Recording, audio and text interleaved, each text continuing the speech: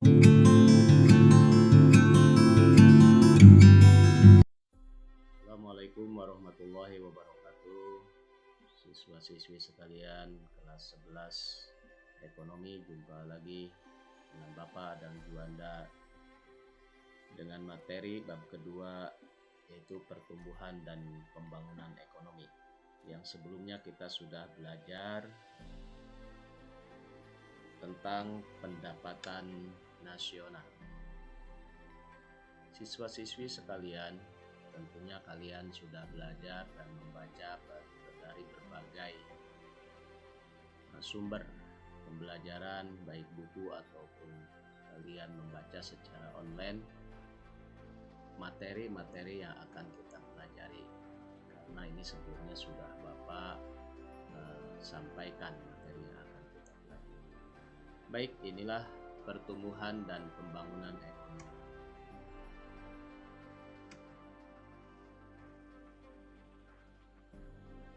Peta konsepnya, nah ini kalian akan mempelajari pengertian dan teori pertumbuhan ekonomi, bagaimana cara mengukur pertumbuhan ekonomi, pengertian pembangunan ekonomi, perbedaan pembangunan ekonomi dan pertumbuhan ekonomi, perencanaan pembangunan ekonomi, faktor-faktor yang mempengaruhi pembangunan ekonomi, permasalahan pembangunan ekonomi di negara berkembang, serta kebijakan dan strategi pembangunan serta indikator keberhasilan. Inilah peta konsep pembelajaran kita di pertumbuhan ekonomi. Adapun kompetensi dasar dan indikatornya, nah, secara kompetensi dasar ini yaitu menganalisis konsep pertumbuhan ekonomi dan pembangunan ekonomi serta permasalahan dan cara mengatasinya. Ini kompetensi dasar pengetahuan. Adapun kompetensi dasar keterampilan, skill, kalian dapat menyajikan hasil temuan permasalahan pertumbuhan ekonomi dan pembangunan ekonomi serta cara mengatasinya. Adapun indikator atau target pembelajaran kita kali ini yaitu satu, tentunya kalian mampu menguraikan pengertian pertumbuhan ekonomi, menganalisis teori-teori pertumbuhan ekonomi, selanjutnya menghitung laju pertumbuhan ekonomi, analisis faktor yang mengaruhi pertumbuhan ekonomi. Ya, untuk indikator keterampilannya, kalian mampu mempresentasikan permasalahan pertumbuhan ekonomi dan cara mengatasi. Ini tentunya dengan cara kalian penyelesaian tugas LKPD yang secara berkelompok nanti akan Bapak tugaskan. Kita lanjut ya, siswi sekalian. Adapun tujuan pembelajaran kita di materi pertumbuhan dan pembangunan ekonomi ini, ya tentunya inilah tujuan kita mempelajari materi pertumbuhan dan pembangunan ekonomi, ya melalui pembelajaran dengan pendekatan TIPEK, teknologi, ya, perkembangan media informasi, dan melalui model pembelajaran berbasis masalah atau problem based learning dengan bantuan LKPD.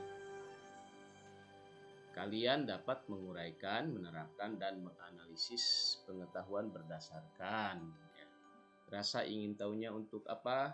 Yang pertama tentunya secara afektif kalian dapat menghayati, mengamalkan ajaran agama yang dianut, berperilaku jujur, disiplin, santun, peduli, kerjasama, toleran, dalam keadaan damai di kelas, penuh tanggung jawab, responsif, ya, proaktif, dan berinteraksi secara efektif sesuai perkembangan diri kalian di lingkungan kalian, keluarga, di sekolah, masyarakat, dan lingkungan alam sekitar.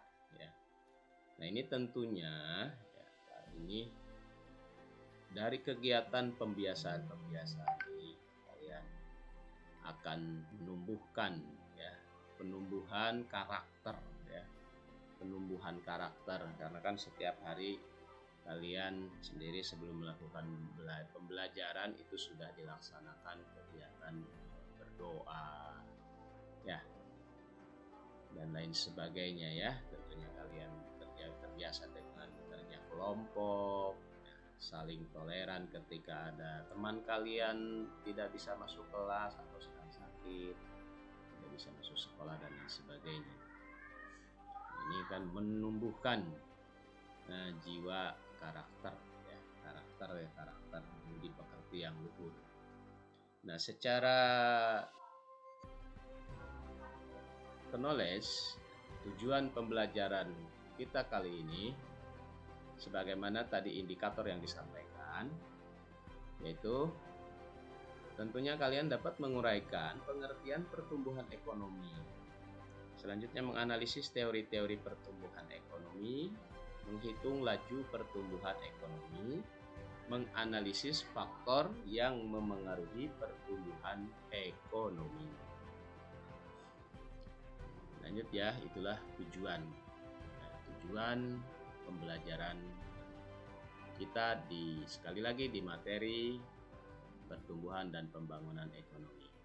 Yang belum disiapkan buku catatan, silahkan disiapkan alat tulisnya ya.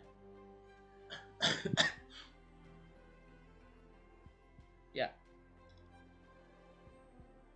tentunya kalian dengan melihat gambar ini ada yang mungkin baru melihat ya, ada yang memang mungkin sudah sangat sering sekali melihat dari gambar 1, gambar 2, gambar 3. Nah, kenapa Bapak tampilkan? Nah, ini tujuannya kalian agar bisa dapat melakukan pengamatan. Ya. Pengamatan tentunya di sini gambar-gambar ini Bapak tampilkan keterkaitannya dengan materi. Ada gambar-gambar kota dalam keadaan megah ya. Keadaan megah sekali di suasana Malang, berdampingan dengan jalan yang lingkar luar kota atau lingkar luar provinsi yang dibangun begitu megah, atau jalan tol atau jalan bebas. Terus ada lagi hiruk pikuk kendaraan, lagi-lagi masalah hiruk pikuk di jalan raya. Ini tentunya di kota-kota besar. Mungkin ini di ibu kota ya, ibu kota. Ada lagi gambar yang memang ini jalannya rusak. Nah, mungkin ini ada di daerah kita. Nah, daerah kita, daerah Kecamatan Rumpin, wilayah area ya domisili kita SMA Negeri 1 Rumpin. Karena kita banyak industri ya, banyak industri dari bahan mineral batu ya, eksplorasi ke daerah kota ya, pembangunan itu ya, material mentahnya atau sumber daya alamnya ini salah satunya menyuplai ini adalah daerah kecamatan kita, yaitu kecamatan. Sementara ini ada gambar 3 nih. Gambar yang ketiga, nah ini ada kegiatan, Masya Allah ya, ini situasi sedang belajar, kegiatan belajar mengajar, anak-anak sedang sekolah dalam keadaan gedung yang memprihatinkan. Nah, sementara di sampingnya juga di sisi lain ada gedung-gedung tinggi, kota megah, di sisi lain ya kita dihadapkan pada situasi masyarakat pribumi yang memang hidup dalam keadaan sangat sederhana, bahkan di bawah garis kemiskinan. Nah, ini Bapak tampilkan kenapa tujuannya kalian dapat melakukan pengamatan. Silahkan, nah ini kalian nanti uraikan pendapatnya ya, ketika nanti kita bertatap wajah, bertatap muka, kalian uraikan pendapatnya mengenai apa, mengenai gambar manakah yang menunjukkan pertumbuhan ekonomi. Selanjutnya keterkaitan gambar dari poin 1, poin 2, dan poin 3. Apa pengaruhnya dari pertumbuhan tersebut terhadap kegiatan ekonomi masyarakat. Selanjutnya, setelah kalian melakukan pengamatan, tentunya kalian ada alasan ada alasan, ada pendapat. Kalian uraikan pendapat kalian tentang sebab-sebab adanya perbedaan dari pertumbuhan ekonomi tersebut. Nah, ini kan dari gedung-gedung kota ini, dari kota-kota biasanya kan menunjukkan bahwa memang pertumbuhan. Kalau kita secara materi ini kita lihatnya adalah pertumbuhan ekonomi yang sangat besar. Sementara kalau kita bandingkan dengan gambar 3, gitu ya. Terus kondisi jalan dengan gambar poin 2 yang sebelah kanan, yang ada truk terguling, truk gelincir. Nah, itu mungkin pertumbuhan. Ini memang diakibatkan pertumbuhan ekonomi yang tersendat atau memang tidak merata. Nah, silahkan kalian uraikan nanti dari pengamatan gambar ini ketika kita bertatap muka. Ya. Baik, pengamatan gambar silahkan kalian foto atau screenshot ya. Kita lanjutkan ke materi.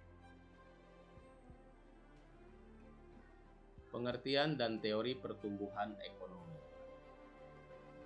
Pengertian pertumbuhan ekonomi adalah suatu keadaan di mana terjadi kenaikan produk domestik bruto suatu negara tanpa memandang apakah kenaikan tersebut lebih besar atau lebih kecil dari tingkat, atau dengan kata lain, pertumbuhan ekonomi adalah proses kenaikan gross national product atau PNB atau GDP atau PDB ya.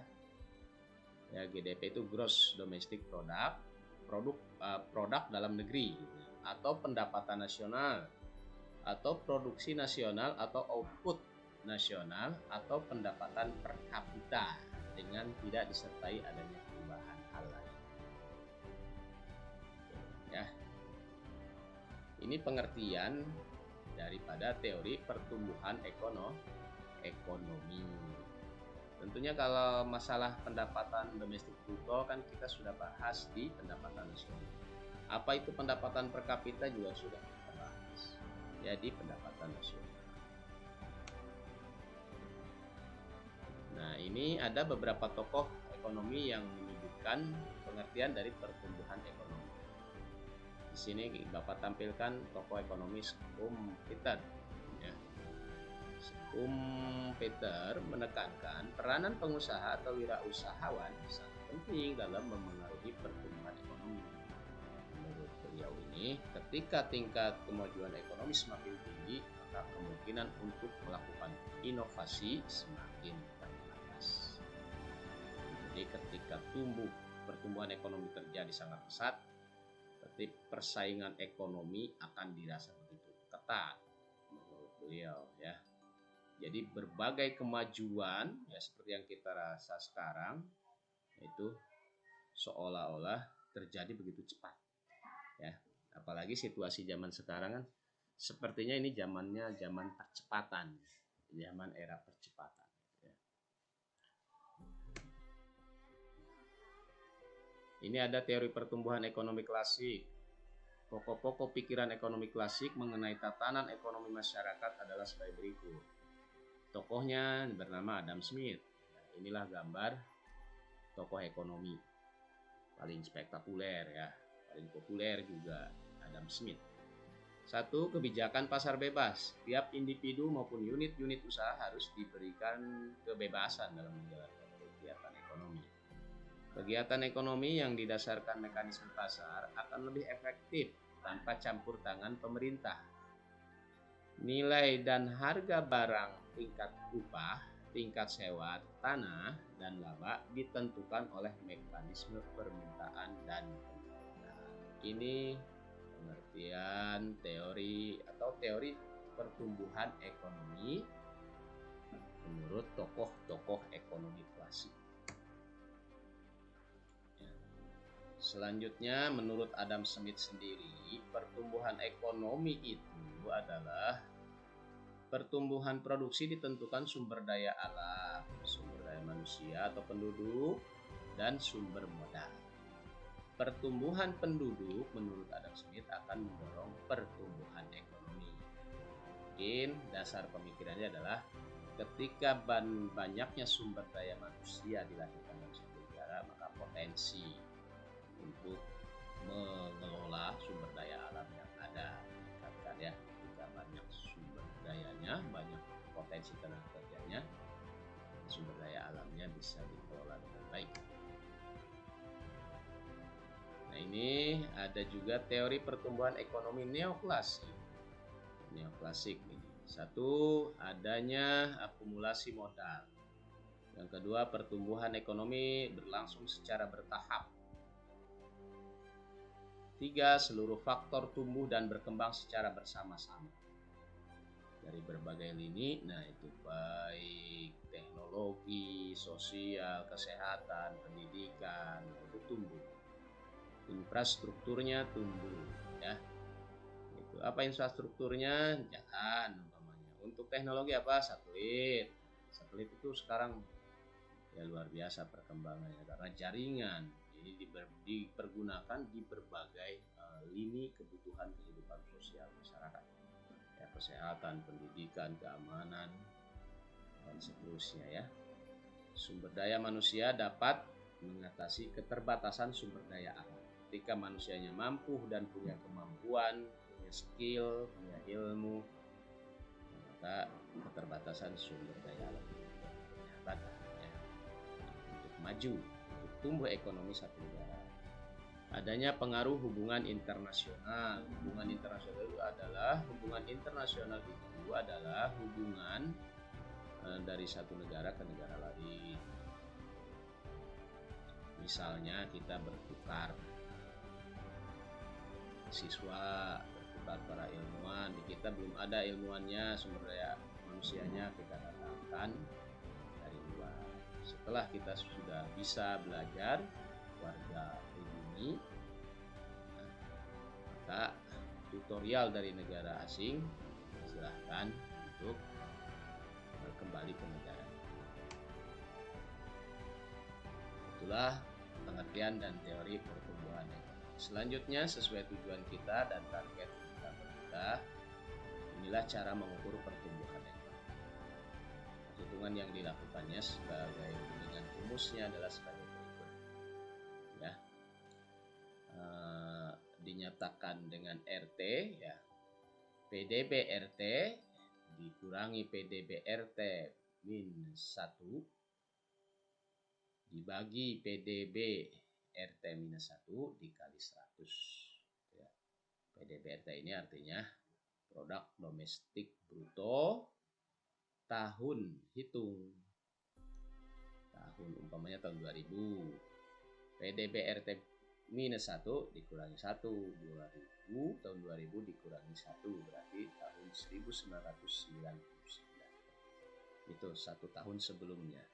Jadi laju pertumbuhan ekonomi itu dihitung per 1 periode. Nah, di sini ada contoh soalnya. Ya, ini ada contoh soalnya.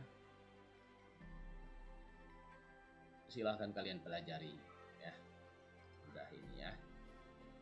Ini adalah cara bagaimana kita mengukur laju pertumbuhan ekonomi. Silahkan di screenshot atau di foto ya, siswa-siswi sekalian. Lanjut ya. Adapun faktor-faktor yang memengaruhi pertumbuhan ekonomi, ini kapital atau barang modal. Kapital ini identik dengan uang. Barang modal dan sumber daya alam, sumber mineral ya, energi yang ada dalam satu negara. Kemajuan teknologi ini sudah jelas mempengaruhi perkembangan satu negara. Sumber daya alamnya bagaimana? Kita tahu kalau Indonesia sangat luar biasa sumber daya alamnya ya. Sumber daya manusianya, nah itu kemampuan para ilmuwan untuk mengembangkan, tinggal didukung oleh juga harus bekerja sama. Kalau menurut Bapak ya harus ada kerjasama 3 sektoral ya, para pemerhati pendidik gitu ya, para pengusaha dan pemerintah untuk mengembangkan sumber daya manusia kita. Agar apa? Agar kemajuan dalam pertumbuhan ekonomi ini dirasa merata di seluruh Indonesia dari Sabang sampai Merauke. Ya, itulah materi kita di materi pertumbuhan dan pembangunan ekonomi. Tibalah kita pada kesimpulan materi. Kesimpulannya, pertumbuhan ekonomi itu merupakan suatu proses perubahan kondisi perekonomian suatu negara secara berkesinambungan menuju keadaan yang lebih baik selama periode tertentu. Atau pertumbuhan ekonomi adalah proses kenaikan GDP atau PNB atau Gross Domestic Product atau PDB atau pendapatan nasional atau produksi nasional atau output nasional atau pendapatan kapita dengan tidak disertai adanya perubahan hal lain. Sedangkan teori pertumbuhan ekonomi klasik lebih bersifat jangka pendek dengan pendekatan mikroekonomi, sedangkan teori ekonomi neoklasik memberikan pandangan terhadap pertumbuhan ekonomi jangka panjang dengan pendekatan makroekonomi. Adapun faktor yang memengaruhi pertumbuhan ekonomi, kapital atau barang modal, kemajuan teknologi, sumber daya alam, dan sumber daya manusia. Ya, terima kasih siswa-siswi sekalian, semoga semuanya sehat, semangat terus belajarnya. Inilah materi yang bisa Bapak sampaikan di pertumbuhan dan pembangunan ekonomi ya. Untuk tugasnya nanti ketika tatap muka Bapak akan sampaikan melalui LKPD. Materi yang akan datang, sampai jumpa lagi di materi masih bab 2 pertumbuhan dan pembangunan ekonomi, yaitu di materi pembangunan ekonomi. Terima kasih, sampai jumpa di pertemuan berikutnya. Teruslah belajar, ya, jangan pernah berniat untuk berhenti ya. Wassalamualaikum warahmatullahi wabarakatuh. Semangat pagi.